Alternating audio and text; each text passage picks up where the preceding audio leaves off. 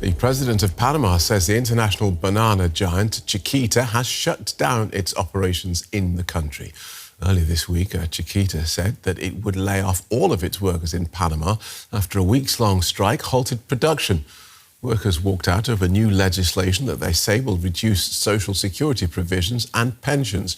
Chiquita had already dismissed 5,000 workers in May and relocated senior staff to neighbouring Costa Rica. The companies reported losses of more than $75 million. Panama's government has declared a state of emergency in the Caribbean state of Bocas del Toro, where the banana farms are located. Panama depends heavily on banana exports, and striking workers blocking roads have halted those exports and also caused shortages of fuel and some food supplies and kept schools from staying open. Nivea Castrillon has served in many public sector roles in Panama across government and civic society. She's currently president of the National Electoral Committee and is a former Deputy Minister of Foreign Affairs. Welcome to DW. If Chiquita is laying off all of its 7,000 workers in Panama, does that mean the company is effectively closing down there? It is a major issue for the economy of the region and the country as well, because as you may know, Bocas del Toro is a province that has had a traditional economy focused on one crop, which is bananas. And we had a similar situation in 2002 in the Pacific area because the United Company, Chiquita, they had basically two areas of production, one in the Atlantic, which is in Bocas del Toro, and one in Puerto Armuelles in Chiriquí.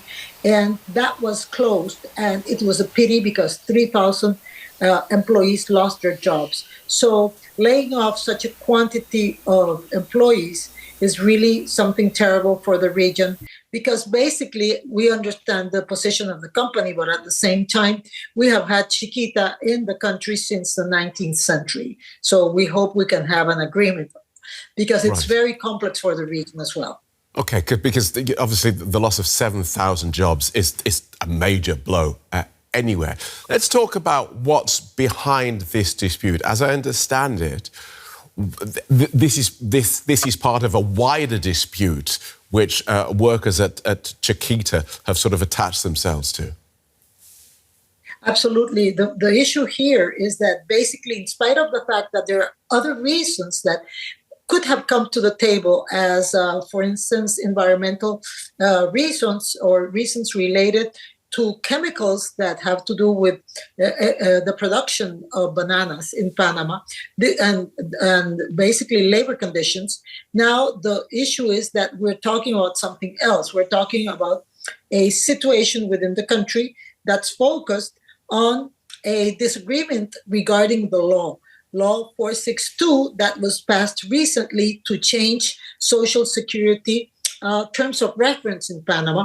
As you may know, it is happening worldwide because population is getting older. Younger people basically do not work formally. Sometimes they are even entrepreneurs, or maybe they are digital nomads. So we're having a very complex situation regarding Social Security worldwide, and Panama doesn't escape that. And that's why a law that was recently passed and that was enacted tries to shield our, what we call in Spanish, tejido social, our social tissue.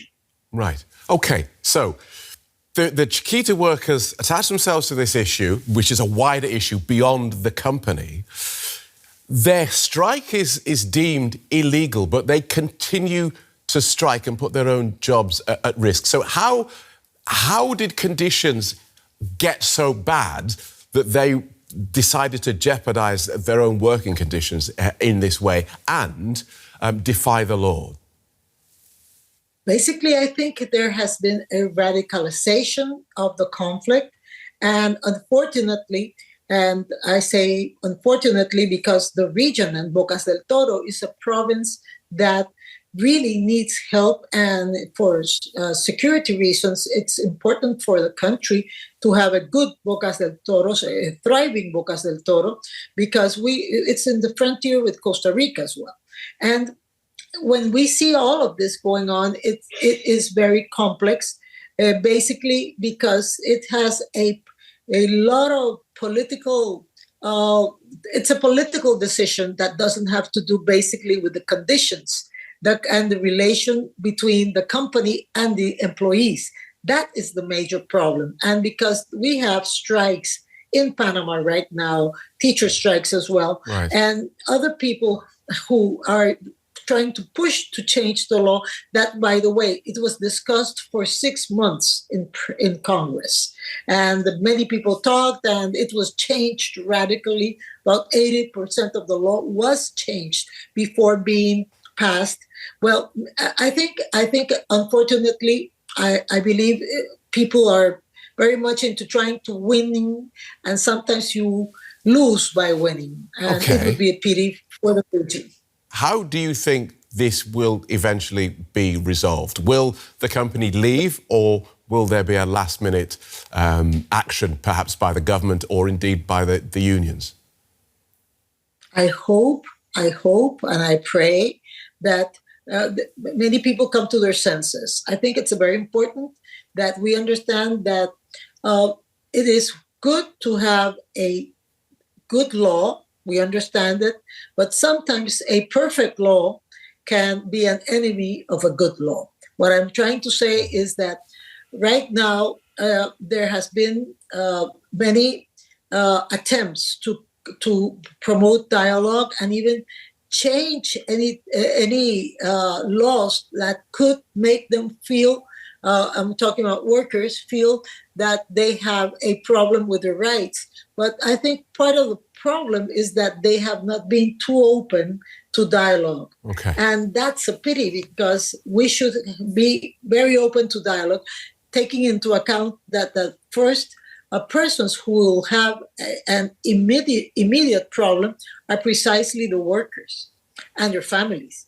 And Okay. it's not easy to think that they're going to move and to have another opportunity within the province.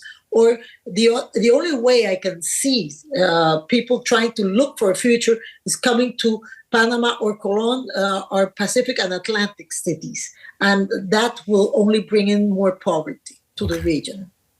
Okay, we'll see how that pans out. Thank you so much for joining us and talking us through that. Nivea Castreo in Panama City. Thank you so much. Thank you.